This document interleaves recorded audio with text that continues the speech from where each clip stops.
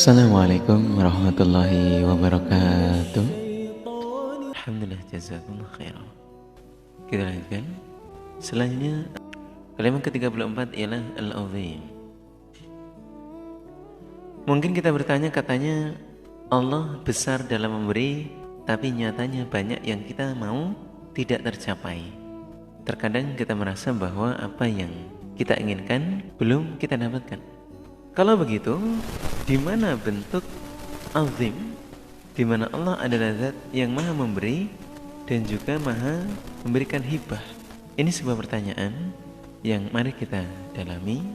Seakan-akan sedikit protes, apalagi sampai undat-undat, di mana saya sebenarnya sudah ibadah, sudah minta kepada Allah, sudah zikir, tapi kenyataan yang kita dapatkan belum sesuai dengan ekspektasi kita. Apalagi ada sebuah dalil dalam riwayat Abu Dawud menyebutkan bahwa man lazimal istighfar ja'alallahu lahu min kulli dhaiqin makhrajan wa min kulli hammin farajan wa razaqahu min haitsu la yahtasib. Riwayat Abu Dawud, di mana Nabi menyatakan barang siapa yang melazimkan terhadap istighfar, maka Allah akan menjadikan pada dirinya setiap kesempitannya terhadap jalan keluar, dan setiap kesusahannya menjadi kelonggaran. Dan Allah akan memberikan rezeki dari arah yang dia tidak sangka-sangka. Namun terkadang kita protes dan juga bertanya-tanya, kok yang kita dapatkan tidak demikian? Langsung kita jawab bahwa yang harus kita pahami bahwa nikmat yang kita terima itu lebih besar.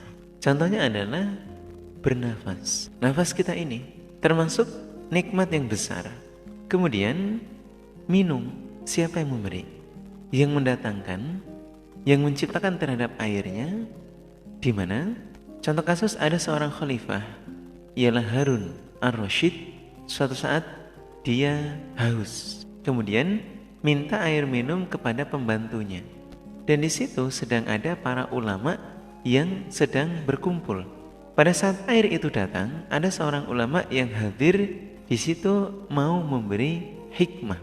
Ulama mengatakan, wahai Amirul Mukminin, bagaimana umpama engkau ditahan, tidak boleh minum, sedangkan engkau dalam keadaan haus.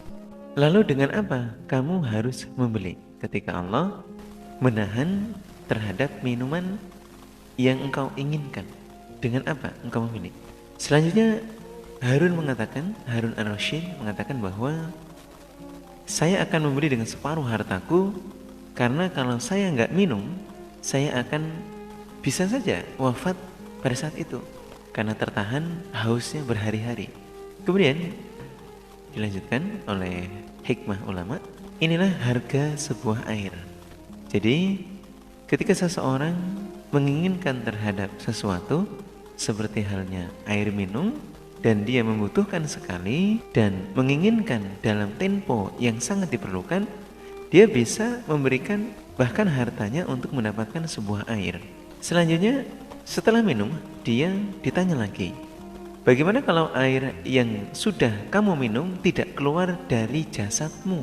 Bagaimana kalau air yang telah kau minum tidak bisa menjadi urin, tidak bisa menjadi keringat?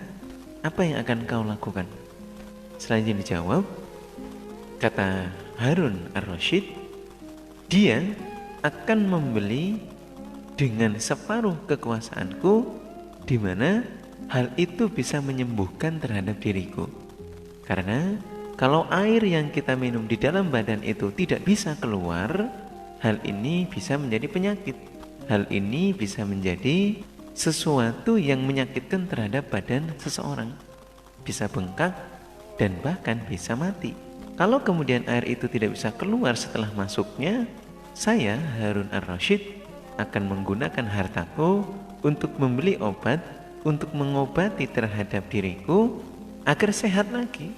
Nah, lalu ulama mengatakan lagi, inilah kekuasaanmu. Kekuasaan, harta, dan juga kepemilikanmu itu tidak membandingi dengan seteguk air minum.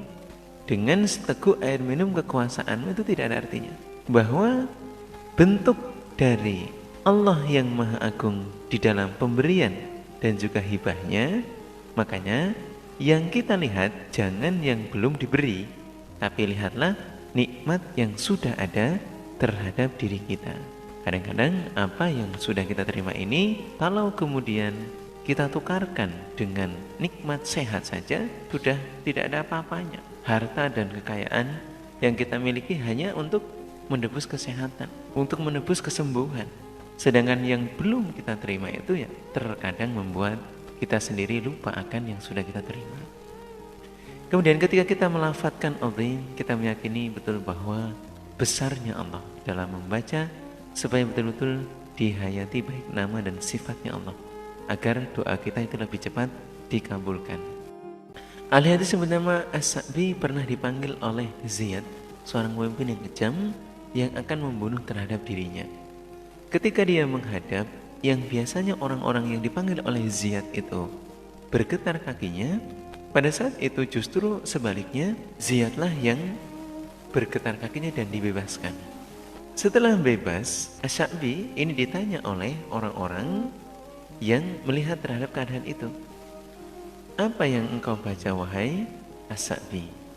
Kemudian As-Sa'bi mengatakan, Allahumma Rabbi Ibrahim wa Ismail wa Ishaq wa Yaqub wa Rabbi Jibril wa Mikail wa Israfil wa munzilatit Taurat wal Injil wa Zaburi wal Furqanil Azim adro'a agni syarra Ziyad fadara'ahu anni. Namun hal ini bukan hanya itu, tetapi saya melihat bahwa dia di hadapanku adalah sangat kecil.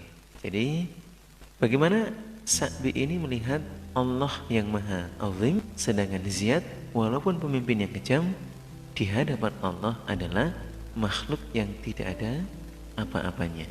Dia membaca ya Allah, Tuhannya Nabi Ibrahim, Tuhannya Nabi Ismail, Tuhannya Nabi Ishaq, Tuhannya Yakub, dan Tuhannya Jibril, Mikail, dan Israfil, dan Tuhannya yang menurunkan pada Taurat, Injil, Zabur, dan Al-Quran yang maha agung, di mana bahwa dia berdoa, selamatkanlah saya dari jeleknya Ziyad.